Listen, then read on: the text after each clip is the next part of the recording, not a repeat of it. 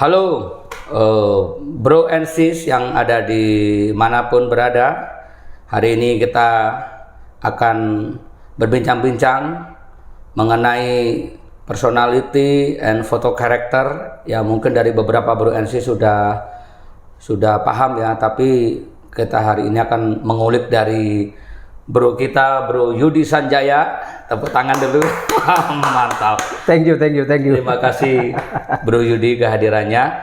Intinya bincang-bincang kita hari ini untuk menjadi bekal buat adik-adik semua dan Bro and sis dimanapun berada.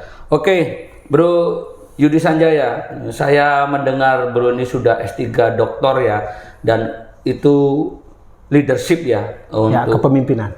Kepemimpinan. Dan kepemimpinan itu saya rasa nggak jauh-jauh dari mengenal personality terlebih dahulu. Jadi yang saya mau tanyakan mengenai foto karakter Bro Yudi, bisa dijelaskan ke rekan Bro and sis, jadi foto karakter itu seperti apa sebelum nanti kita masuk lebih dalam tentang personality? Silakan. Ya, oke, Bro Yefta, terima kasih. Ini adalah kesempatan yang membahagiakan ya, kita bisa saling tukar informasi dan juga kita boleh saling berbagi apa yang diketahui. Tentu apa yang saya sampaikan juga bukan sesuatu yang mutlak ya, kita boleh berpendapat. Jadi mengenai soal foto karakter yang ditanyakan oleh Bro Yefta itu adalah kita melihat bahwa foto karakter itu adalah sebuah tool, alat ya, alat untuk bagaimana kita mengenali siapa diri kita ya. Tapi Bro Yefta jangan membayangkan bahwa fotonya itu adalah dalam bentuk sebuah kamera seperti itu. Ya, bukan begitu ya, tetapi tool yang dimaksud adalah dengan serangkaian kuesioner, pertanyaan, kita bisa mencoba melihat sejauh mana atau mengenali siapa yang mengisi kuesioner tersebut ya kan. Jadi namanya saja tool itu adalah bagian supaya kita bisa mengetahui, mengukur siapakah kita. Ya, itu namanya foto karakter. Nah, jadi kalau dibilang karakter itu seperti apa ya, kita ketahui bahwa karakter adalah sifat dasar dari setiap manusia. Ya, yang seringkali dikatakan orang itu adalah bawaan lahir. Nah, sudah dari sananya. Nah, apakah itu betul seperti itu? Ya nanti coba kita obrolin ini ya kan. Jadi minimal itu dulu. Foto karakter itu tujuannya adalah kita mengenali siapa kita. Kenapa perlu mengenali? Ya kan? Ya tentu dengan kita mengenali diri kita, maka kita akan lebih tahu apa yang menjadi kelebihan kita, apa yang menjadi kekurangan kita. Sehingga kalau kita kaitkan tadi dengan kepemimpinan, maka kita bisa mengurangi apa yang menjadi kelemahan kita, sekaligus menggain atau meningkatkan apa yang menjadi kelebihan kita. Ya, sementara gitu dulu nih, Bro Jeff. Nah. Luar biasa ya. Dari awal aja sudah semangat sekali nih saya rasa. Iya. Oke, Bro Yudi. Jadi selama ini yang kita tahu ya, memang kadang saya melihat ilmu itu dari masa ke masa ada yang permanen, ada yang bisa berubah.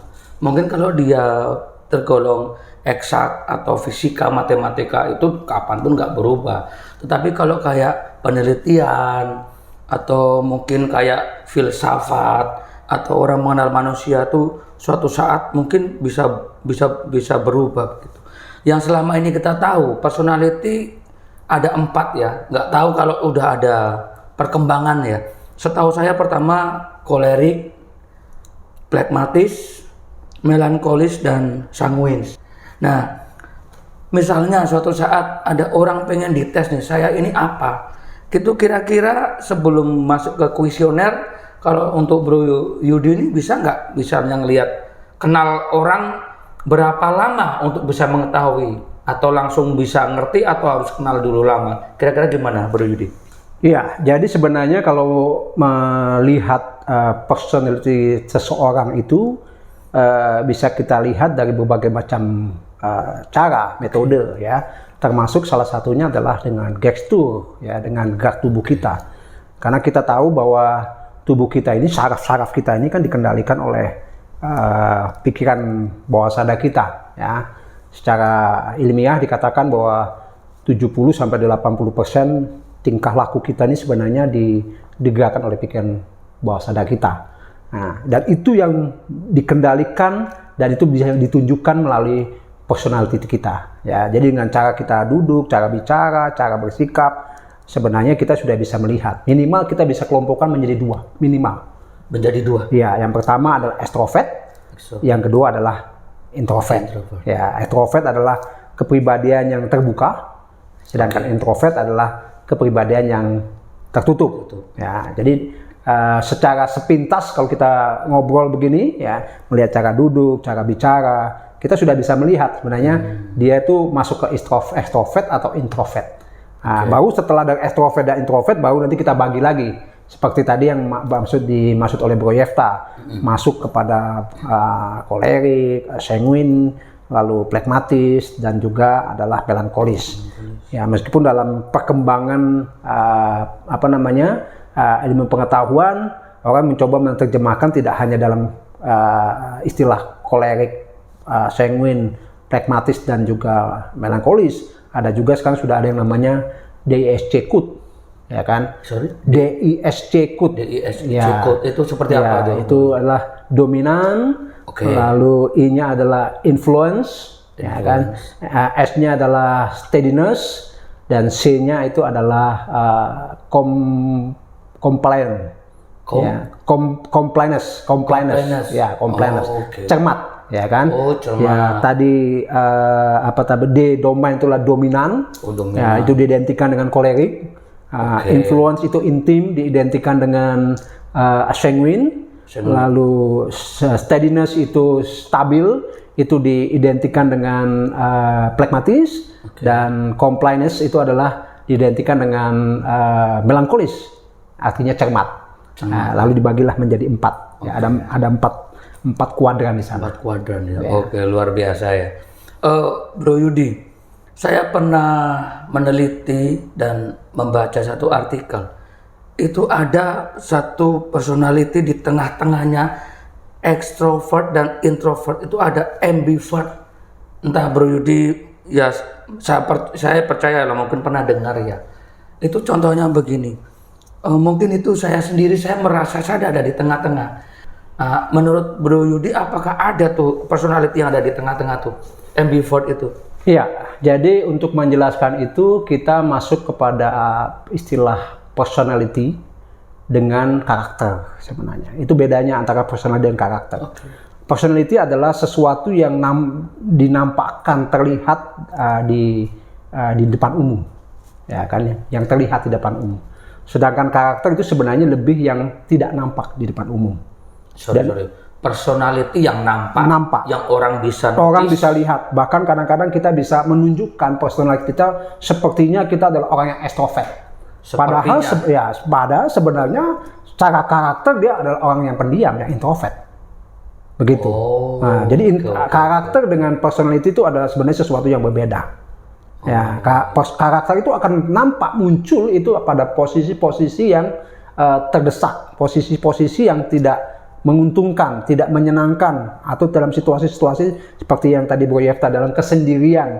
Nah, itu akan muncul. Seperti apakah kita? Justru itulah yang karakter. Aslinya yang itu. Itu dia. Bukan yang di tengah. Ya. Khalayak ramai. Ya, personality itu kita bisa menunjukkan bahwa kita orang yang gembira, kita adalah orang yang supel, ya, extrovert. Tapi sebenarnya sifat dasar kita, karakter kita itu bukan itu. Jadi bukan berarti kita punya dua kepribadian, tetapi memang itulah manusia. Seperti itu. Ya, paham. Karena saya kadang sering lihat ya, kayak pelawak-pelawak itu pas dia diwawancarai secara khusus, kadang hidup mereka sepi. Mereka berkata, aku bisa menghibur orang dan semua terbahak-bahak. Tapi pada waktu aku sendiri tidak ada yang menghibur saya. Mungkin itu karena kebutuhan profesi mungkin ya Pak ya? Ya, jadi personality adalah salah satu tujuannya, kalau kita mempelajari personality adalah tujuannya adalah untuk mencapai sesuatu yang kita inginkan. Jadi personality to purposely, jadi kita sudah menetapkan sebuah tujuan, baru kita membangun personality. Untuk mencapai tujuan yang kita harapkan. Hanya memang terkadang karena ketidaktahuan kita, seringkali kita terjebak kepada bahwa kita menganggap tujuan kita tergantung dengan personality kita. Sehingga akhirnya menghambat kita. Misalnya gini, contoh Bro Yefta sudah menganggap, aduh saya ini orangnya pemalu. Saya ini orangnya mudah kecewa. Saya ini orangnya tidak mudah patah semangat. Tidak mudah untuk berjuang. Menganggap itu adalah diri kita. Sehingga membuat kita terbelenggu dengan itu dan kita tidak bisa mencapai tujuan. Seharusnya dibalik dulu, kita mau seperti apa, tujuan kita apa, baru kita membentuk personality kita. Ya, jadi secara sederhana begini, personality kita hari ini itu tergantung dengan apa yang menjadi keputusan apa yang terjadi dalam kehidupan kita di belakang kita. Dimulai dari semenjak kita lahir, dalam perjuangan kita besar di keluarga seperti apa, membentuk personality kita seperti ini. Tapi waktu bicara masa depan, kita bisa mengubah personality itu sesuai dengan bagaimana keputusan kita hari ini mau bersikap seperti apa ke depan. Maka itu bisa berubah. Dan ini juga mungkin perbedaan pendapat saya dengan beberapa pendapat orang lain yang mengatakan bahwa personality itu tidak bisa berubah menurut orang lain. Tapi kalau menurut saya, personality adalah sesuatu yang bisa dirubah. Bisa dirubah, ya. Tergantung bagaimana kita membentuknya. Ya, jadi kan personality itu kan dimunculkan dibentuk dari kebiasaan. Kebiasaan itu terbentuk dari respon. Pola pikir kita menghasilkan tindakan, perkataan, keputusan, dan itu berulang-ulang menjadi sebuah kebiasaan. Kalau itu kebiasaan itu terjadi terus, maka jadilah personality. Ya. Oke Bro Yudi, berarti personality itu dibentuk dari latar belakang dari kita masih kecil, komunitas lingkungan kita seperti apa itu akan membentuk kita menjadi seperti apa ya. Oke, karena saya ingat waktu itu saya lihat di tayangan Kick Andy, ada kakak beradik dari desa, di sebuah desa di Temanggung kalau nggak salah. Kakak beradik, kalau mereka sama-sama besar di desa, mungkin akan sama, sedikit banyak gayanya sama. Tapi dalam tayangan Kick Andy itu, adiknya kan, ini perempuan ini Pak, adiknya ini diambil oleh dokter Jerman. Mereka ingin sekali mengasuh dan mengurus hak yang legal tentunya ya, karena saya percaya nggak asal ambil aja. Adopsi maksudnya? Ya, diadopsi selagi bayi terus dibawa ke Jerman. Sampai dia kalau nggak salah dari kecil sampai 25 tahun ada di Jerman. Nah, pas usia 25 tahun itu dia rindu dengan kampung halamannya, terus diantarlah pulang ke desa Temanggung itu. Dan sangat berbeda sekali antara kakak kandungnya dan adiknya ini. Kakaknya ya seperti gadis desa pada umumnya, karena mereka dari keluarga yang kurang mampu ya. Jadi mungkin kurang pendidikan, ya pemalu, tidak percaya diri. Tapi adiknya, dan itu bukan hanya dari behaviornya Pak, tapi dari looks-nya Pak.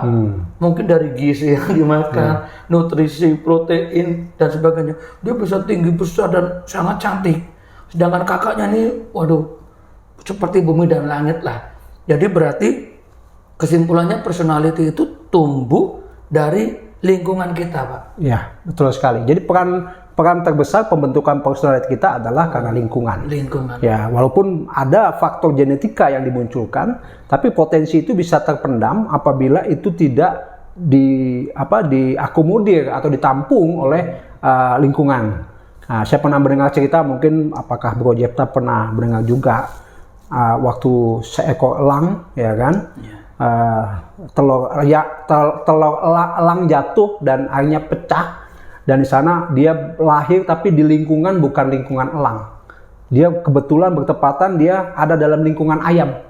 Jadi si elang itu berpikir bahwa dia seperti ayam.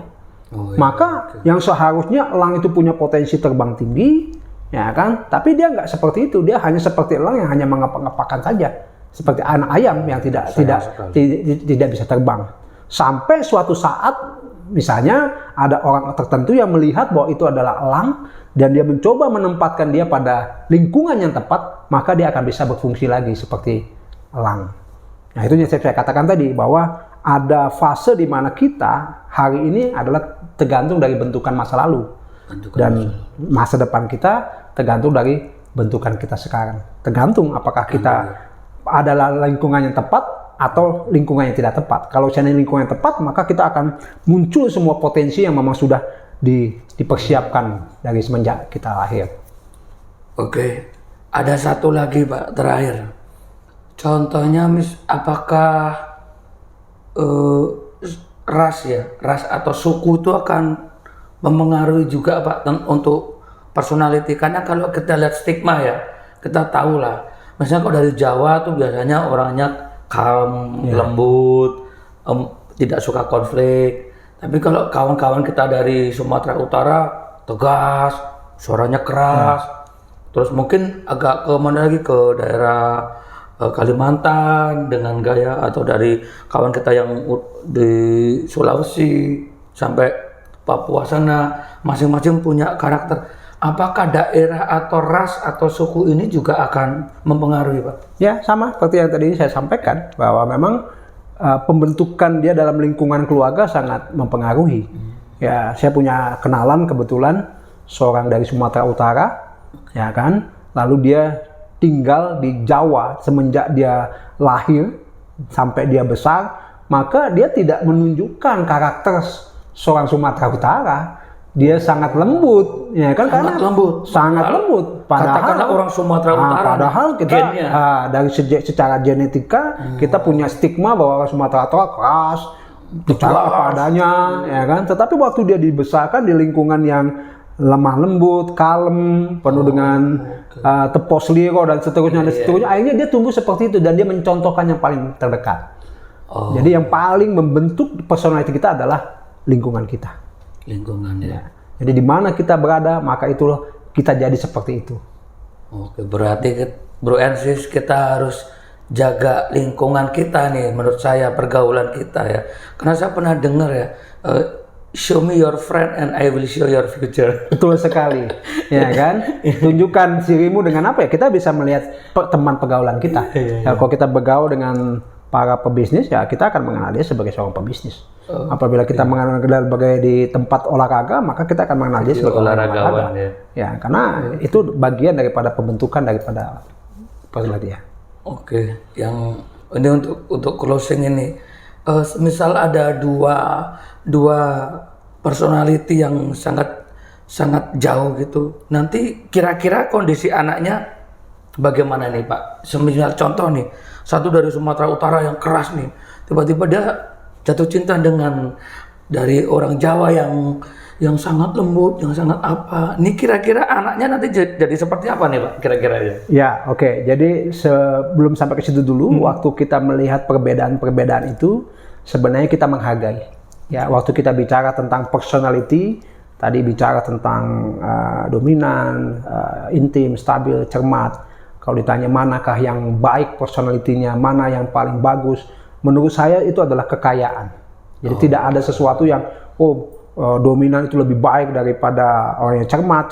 Tidak, itu tergantung daripada penempatannya saja. Ya, jadi kalau tadi misalnya Boyeta nanya bagaimana dengan keras dengan yang lembut ini, bagaimana mau dibentukkan seperti apa?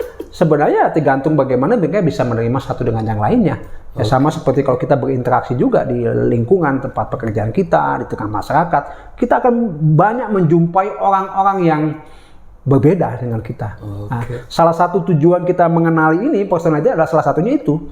Selain kita mengenali siapa kita, tapi kita juga bisa mengenali siapa kawan kita, maka kita bisa menempatkan diri. Bagaimana kita berkomunikasi dengan dia, bagaimana berinteraksi dengan dia. Jadi nggak bisa kita menyamakan bahwa orang lain tuh pasti sama dengan kita, gitu. Jadi kalau misalnya tadi, bagaimana Pak kalau misalnya mereka berjumpa seperti itu, misalnya menikah, anaknya nanti akan ikut gen mana misalnya? Ya, tinggal tergantung siapa yang mengasuhnya, pola asuh seperti apa yang dominan ya Pak? Iya, pola asuh seperti apa yang mau dikembangkan oleh kedua orang tua seperti ini.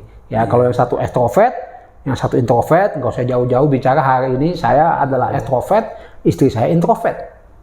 Ya, jadi anak-anak saya ya tergantung siapa. Sorry, anak Bapak berapa? 3? Anak saya 3. Oke, karakter anak pertama? Introvert. Oh, begitu. Yang kedua introvert. Yang ketiga extrovert. Oke. Jadi ya tergantung pola asuh, ya kan. Jadi mungkin mereka lebih mengidolakan mamahnya, maka dia akan seperti mamanya. Kalau dia ingin mengidolakan papanya, maka dia akan itu. Apakah Ngidolakan dua-duanya? Maka ya akan terjadi keseimbangan, ambivert tadi ya, keseimbangan. Tapi jangan terjebak pada bahwa ekstrovert itu lebih baik daripada introvert atau sebaliknya. Kita tidak jangan terjebak pada posisi itu. Ya, luar biasa. Oke, Bro Ersis. Kira-kira untuk podcast kali ini sampai di sini dulu. Kita akan lanjut part 2. Saya rasa ini akan menjadi satu bekal untuk kita semua, tambahan pengetahuan. Oke, sekali lagi terima kasih. Oke, thank you Bro Yefta. Oke, senang hari ini bisa berbagi. Ya, kita biarlah besok kita juga ada topik-topik yang lain kita bisa bahas. Yang lebih luar biasa ya, seputar leadership ya. Boleh. Saya juga rindu sekali nih untuk menganalisa seputar leadership ya, karena saya sedang ada satu pertanyaan besar nih untuk next podcast ini. Apakah semua personality ini bisa memimpin? Nah, itu untuk podcast kita. Ya, jawabannya di podcast berikutnya. Oke, Bro Ersis, demikian bincang-bincang kita hari ini. Untuk part 2 akan ada pembicaraan yang lebih seru. Salam Man Transformation.